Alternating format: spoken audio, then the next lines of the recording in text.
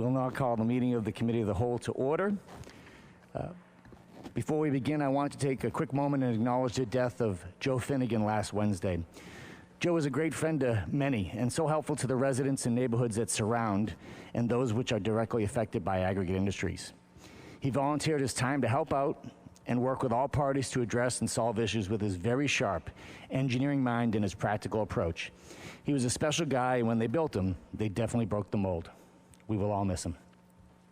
Our agenda this evening is the Peabody City Council's review of Aggregate Industries' 2020 annual report, the special permit granted in October 2002 by the Peabody City Council requires Aggregate Industries to file an annual report with the council.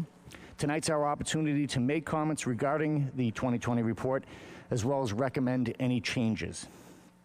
This evening, it looks like we're joined by a few members of Aggregate Industries. Jared Temple, who is the Northeast Region Manager. Tanya Taylor, who is the Operations Manager for the Northeast, as well as Sean Clancy, who is the manager of the quarry. They are on Zoom right now, and so they will have an opportunity to respond to any questions or whatnot later after my remarks. All councilors were provided a copy of the report, so this evening I intend to just provide an overview, some of the major areas of the report, which would include blasting, noise and air quality, as well as groundwater and stormwater testing. Would it be possible to have someone make a motion to accept communications 8C and 8D and refer them to this hearing, please? So moved. Thank you. On the motion, all in favor? Any opposed? It's a vote. And starting with the blasting, in 2020, there were 15 blast events at the quarry from April 16th to October 15th, producing 358,000 tons of product. The Peabody Fire Department has a representative present at each blast to monitor it for safety.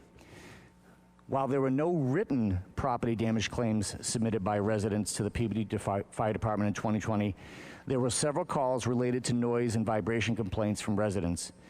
This consisted of one on April 16th, 2020, one on August 16th, 2020, and 4 on August 27th, 2020 regarding blasting, noise and vibration complaints made to the Peabody Fire Department. We typically hold a meeting with Aggregate Industries prior to the start of the blast season, which also includes the blasting contractor, Peabody Fire Department, as well as neighborhood representatives. We had a pre-blast Zoom meeting on March 30th of this year where we discussed this report in detail, but also heard plans for the 2021 year. The plan for 2021 is for approximately 20 blasts events at the quarry. First blast in 2021 was held on April 20th. There have been several blast events since then, including one this afternoon at 1 p.m. I did want to mention that I received 3 calls from residents on Stiles Drive, Wentworth Road, and Russell Street regarding the May 13th blast, as it was louder than ones they had felt in a long time. Regarding noise and air quality monitoring, communication 8D that we just accepted is from the Board of Health, in which they reviewed compliance with noise and air quality data attributed to the activities at the quarry, as well as the asphalt plant operations. Noise levels were taken at 6 residential properties surrounding the Aggregate properties and were below the threshold established by the Mass Department of Environmental Protection. In terms of compliance with the air quality standards, testing for volatile and semi-volatile organic compounds were below occupational exposure standards, as well as residential reference concentrations. In regards to noise concerns, I did want to note that a resident on Wentworth Road reached out to me and expressed concern that the recent rock crushing operations at the site have been the loudest he can recall in over 20 years. I did speak with Sean Clancy, who is the plant manager, and he was going to investigate whether the rock crushing operator has been using larger stones for the past few days and possibly maybe look to mix in smaller material to lessen that noise. So I thank him for that, looking into that. Next topic I want to just touch on is the groundwater and stormwater testing and monitoring. The special permit requires groundwater and stormwater testing and monitoring of water levels, as well as collection of groundwater samples 2 times a year for chemical analysis. As allowed in the special permit, In 2006, Aggregate Industries requested a reduction in testing to an annual basis rather than twice a year. The Department of Public Services reviewed the consultant reports and agreed to allow annual monitoring testing. It should be noted that the Weston and Sampson consultant who submitted their report in 2006, along with the request by Aggregate Industries to reduce the sampling and testing, had recommended that, quote, the groundwater sampling should be conducted preferably in the spring when the water table is highest, end quote. As noted in this year's annual report, one of the monitoring wells was dry on the day of the sampling, which was conducted by the Aggregate consultant in September 2020. In his review, Bob Langer from our Department of Public Services recommended that groundwater sampling be done in the springtime period. This would give the best chance for the wells to have an adequate groundwater table to help ensure that a sample can be taken and analyzed. Overall, while we have a special permit in place that provides some protections for the neighborhood, we still have a challenging situation for a neighborhood that sits right next to an active quarry with regular blasting, rock crushing, and truck traffic coming to and from the plant to pick up aggregate and asphalt. While I found the current plant manager, Sean Clancy, to be very responsive in my time as the Ward 6 councilor, especially when issues rise, this whole situation presents a tough situation for residents to endure, which affects their quality of life. As an example, just this week, on this Tuesday morning, there was a dump truck that arrived at 5:20 a.m. and parked in front of the driveway of the property, waiting for the authorized 6 a.m. start time on weekends to start hauling of material from the site. I did raise this issue with Sean Clancy, who is going to address this with the operators that are coming to that site. So I appreciate that, but that certainly doesn't help the residents who were woken up early in the morning with a loud dump truck coming up to the site and then parking there. At this point, I'd like to pause and open the meeting up to any residents who might like to speak at the hearing, or if they're on the Zoom application, and then as well provide time for my fellow councilors to ask questions or provide commentary. Are there any residents here who might want to speak? Seeing none, let me check. Okay. If there's anyone who's on the Zoom application, if they want to, I guess you say, virtually raise their hand. Okay, seeing no one. At this time, I'll certainly open up the floor to my fellow councilors, and then maybe we can move to commentary and responses from the Aggregate team. And then last, I'd like to also just kind of mention some suggested recommendations for this annual report, and maybe look for some additional recommendations if any councils have any. So at this time, are there any councils who'd like to either comment or ask any questions?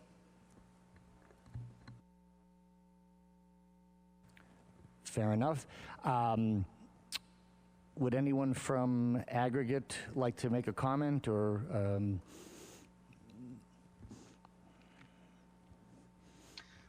Hi, excuse me, Councilor O'Neill. This is Jarrett Temple. I just want to say that we were saddened to hear the loss of Joe Finnegan as well. And there's nobody who pays more attention to that report than Joe, and I don't think I've met a more thorough individual in my life. He was an excellent person. I didn't know him long or well, but I look forward to speaking to him when I had the occasion. That being said, we've been working pretty hard to streamline the communication process between Aggregate Industries and its neighbors. And in that spirit, we've created an email address for the residents to communicate with us directly. Comments, questions, complaints. Excuse me, Jared. Yes. I apologize. We're having a little bit of trouble with the audio in this City Hall. If we could just wait a moment, we'll just see if we can get the volume up. I don't believe it's your application, but if you could just hold for just a brief moment, please. Certainly. But I was able to hear your tribute to Joe, and I know he respected you and found you folks to be very good to work with, given all the challenges that everyone faces with their own business as well as quality of life. Sorry for the interruption. Mr. Temple, if you could just continue. Certainly. So we created an email address, and it's pretty simple. It's Peabody at aggregate-us.com. And I encourage all residents to use that email address to contact us directly. And it's, like I said, comments, concerns, questions, general feedback. And if we're doing something you like, please tell us, because we always want to hear when we're doing something good, and we strive to be better. So, we just heard from the fire department on Monday about complaints that were made last year and this year, and it fell through the cracks, and we had a long discussion about it, and we want to make sure that we get those complaints immediately so that we can address them with the residents and find out if it's something that can be fixed immediately. So with this process streamlined, we hope that we can increase this communication and be better neighbors. Thank you, and I appreciate that. And I know that you set up that both that email address as well as, allows people, residents, any resident to get notification of the blast, 24-hour, as well as the 2-hour notification. So I think that's very great and helpful. Certainly the residents hear the directional siren, but it's always nice just to get a heads up if it's canceled because of weather, inclement weather or whatnot. So thank you. You're welcome, sir. At this time, I just want to ask Councilor Sasslaw. He's got his hand. Councilor Sasslaw? Thank you, Council President.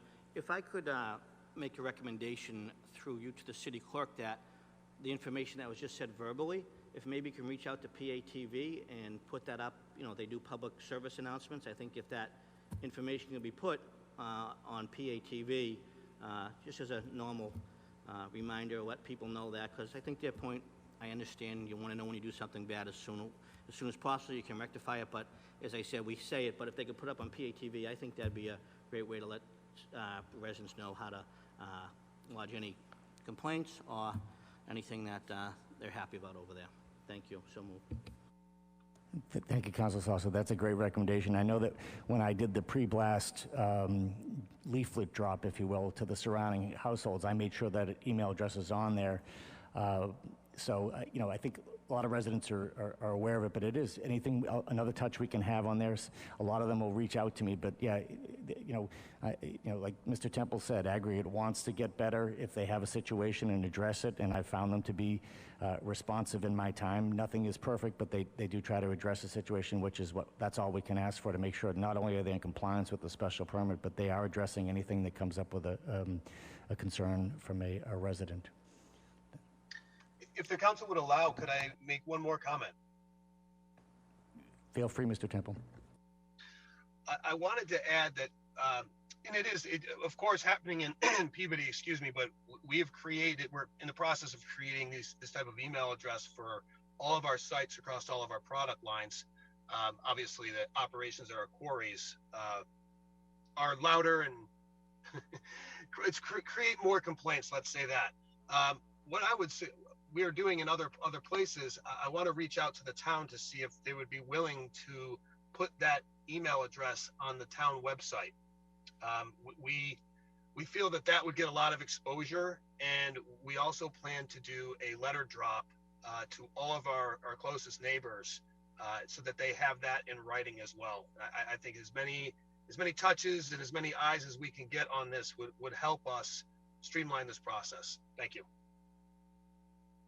Thank you, Mr. Temple. I'm certainly, I think an additional drop by you folks or mailing, whatever the right phraseology is, to get to residents so that they have that. I think that's great. We'll look into the city website. I know that certainly there's challenges with that for obvious reasons. We don't have other, businesses in the city, but certainly we should evaluate to make sure that we have the information out there. If I could, I want to make sure if either Mr. Clancy or Ms. Taylor wanted to comment, or Mr. Temple, if you had anything else, I just wanted to, what I might do is just run through, many of these were already discussed by my great friend, Joe Finnegan, but wanted to just kind of, put them in front of the council to talk about the recommended changes. But I certainly want to make sure that I've given you folks a chance to kind of respond. And then when I go through these, you might want to just be able to touch on them if you feel that necessary. So at this time, the recommended changes that the suggested recommendations for this, for the annual report that I would make are number one, the annual report table of contents shows page numbers for each section. However, none of the pages in the report are numbered. The annual report should have numbered pages for ease of review, especially given that it's typically over 1,000 pages. Number two, I'd like to request that our Department of Public Services be added to the distribution list for the annual report so that they can review in a timely manner. Number three, groundwater sampling should be done in the springtime period. This would give the best chance for the wells to have an adequate groundwater table to help ensure that a sample can be taken and analyzed. Number four, the topographical survey submitted in the annual report should contain elevations. Last two are, we'd like to continue receiving 3 to 4 copies of the larger maps of the proposed blast plans along with the annual report.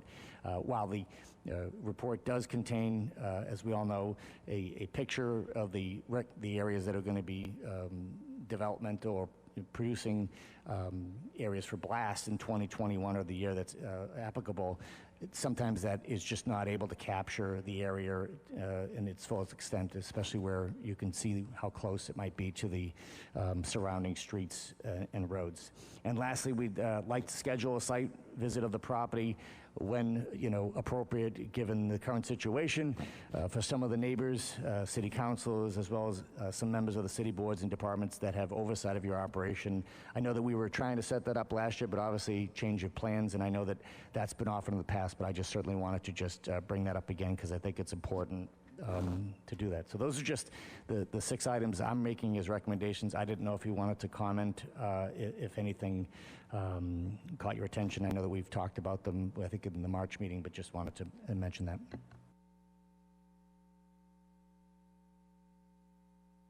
Was that my opportunity, sir? Sure, I just didn't know. I wanted to make sure that you had a chance to hear them. These are going to be the recommendations. I didn't think there was anything that would be a surprise to you, but I just wanted to kind of just, if you had any additional comments before I make the recommendation to the full council. No, not at all. And I do recall most of those were Joe Finnegan's comments as well. And we believe that there was a little mix-up in the version that went to print on that. Without the page numbers, and I think it was a draft version, and I take full responsibility for that. Promise to do better next year, and we will, of course, take the council's recommendations and, of course, Joe's into consideration. Thank you.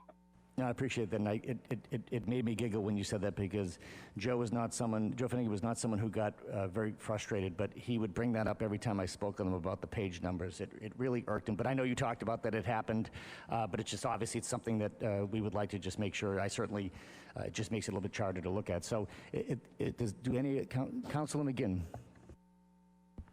Thank you, Mr. President. I just want to go back to the email address suggestion, or I guess the email address protocol that's going to get introduced here.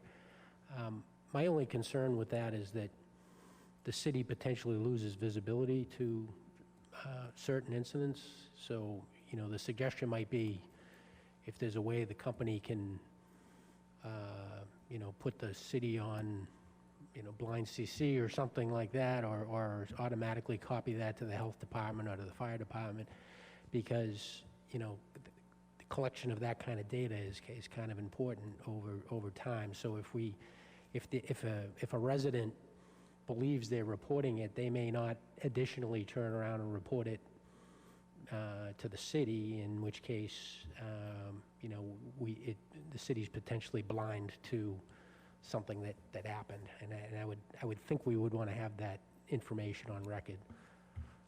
So I don't know if you've given that any consideration, Mr. President, or if the company has, but throw that out there for consideration.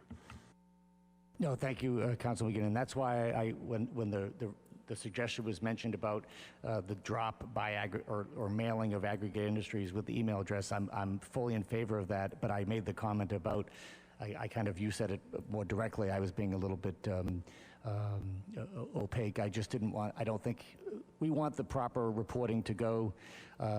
With blasting complaints, concerns, noise, to go to the fire department as required in the special permit, and also that way I can help address if Aggregate is not, directly contacted, and certainly other departments. So I agree with your, I guess, additional comments. I don't want to, try to complicate. And to Mr. Temple's comments, we did have a little bit of a snafu. He was right. We initially, the fire department had reported that there were no,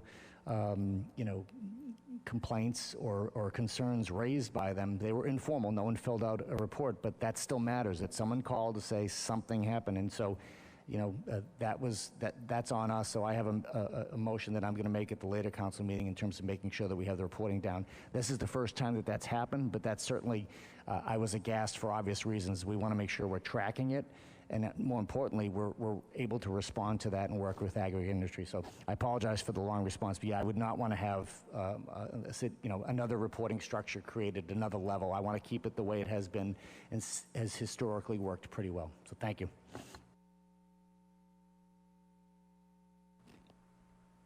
So at this time, I'll make Councilor Sasla?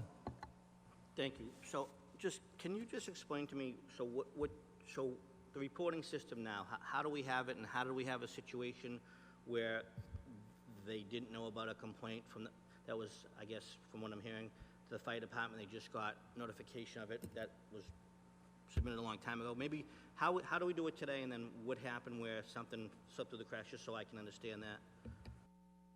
I was, in terms of the response, how it says in the report is that any resident has either allegation of a property damage claim from the blast. Certainly they can call if there's an issue with the rock crushing and whatnot, but specifically to the blasting, as it reads now in the special permit, that if there's an allegation of a property damage claim, someone's, foundation is cracked, then that is reported, and immediately Aggregate will go out with its representative to analyze the data, the house or the property, and respond to that. But backing up, each year before the blast, all residents within a certain circumference of the quarry receive an opportunity to have an inspection or survey done of the property, so that there's a level set of what the property is before blasting begins. So that's that aspect. I cannot speak to the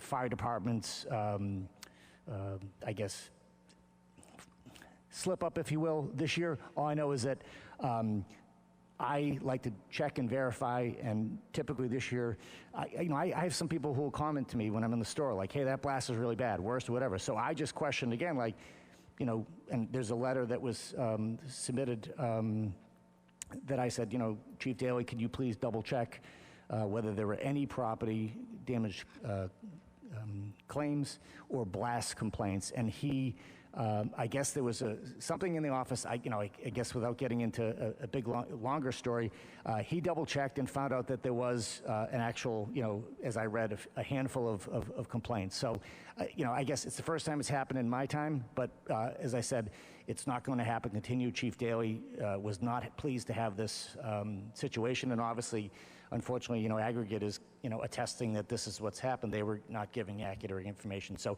that's my understanding. This just happened a few days ago that I was able to discover it because I was just double checking, as I like to do with everything, which drives people nuts. But anyways, so long answer, but that's the process. And, like I said, it's worked reasonably well, so residents can reach out, and I'd rather not complicate it. So any further questions or comments? I'd still like to comment, please. Council, yeah, sure, Councilor. Yep.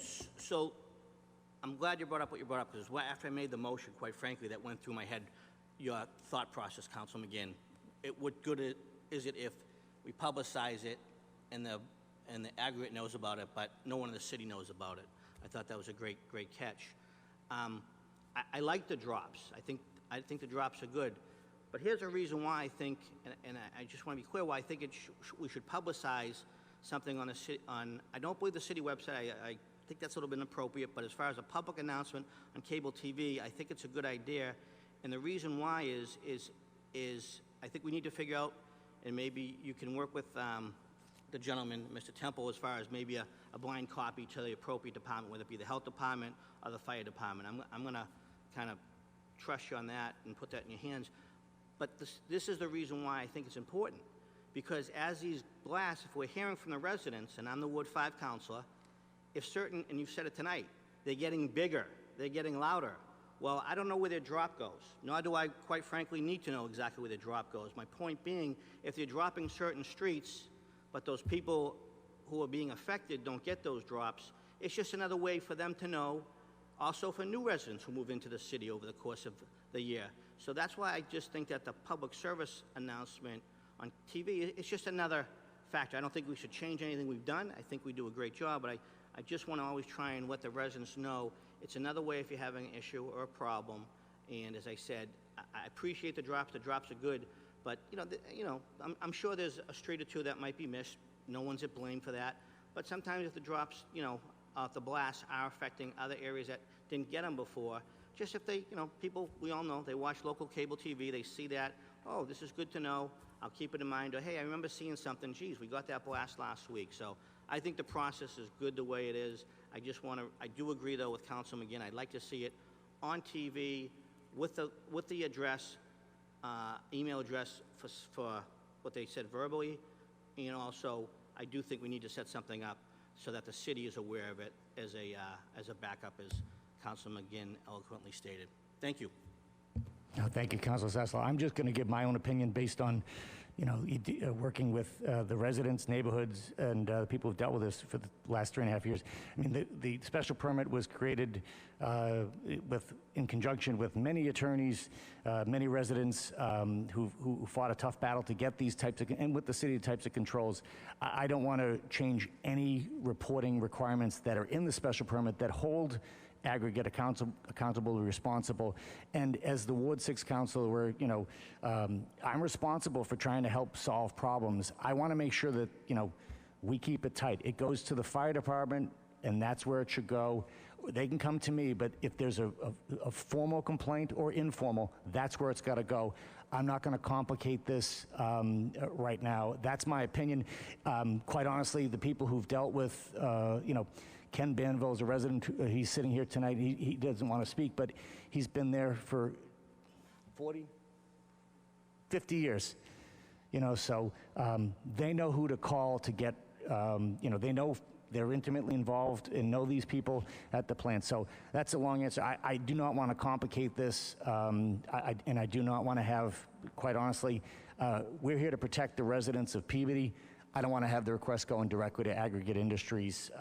I'd certainly like to share that data with them as we do with the fire department, but I don't think that's a recommendation that I'd accept at this time, but that's my opinion. Thank you. At this time, any further councilors want to speak? Thank you. At this time, I would make a motion that the 2020 annual report submitted by Aggregate Industries complies with the requirements of the special permit granted to Aggregate Industries by the City Council. I'd like to make a motion that we approve the 2020 report with the following recommendations listed. Number 1, annual report table contents should show page numbers. Number 2, request that the Department of Public Services be addressed, be sent a copy of the report and added to the distribution list. Number 3, groundwater sampling should be done in the springtime. This gives the best chance for the wells to have an adequate groundwater table to ensure that a sample can be taken and analyzed. Number 4, the topical survey contained in the annual report should contain elevations.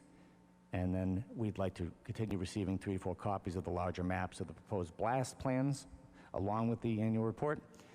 And lastly, we'd like to schedule a site visit when appropriate at the property for the neighbors, councils, as well as any other city boards and departments that have oversight of your operations. So moved. On the motion? Roll call vote, please. Councilors Manning Martin, Yes. Sasslaw, Present. Welton, Yes. Charis, Yes. McGinn, Yes. Mitsoulas, Turco, Yes. Rozignol, Yes. Melville, Yes. O'Neill. Yes. Motion carries 9-0, 1 absent, 1 voting present. I now entertain a motion to adjourn. So moved. On the motion, all in favor? Any opposed? This meeting is now adjourned.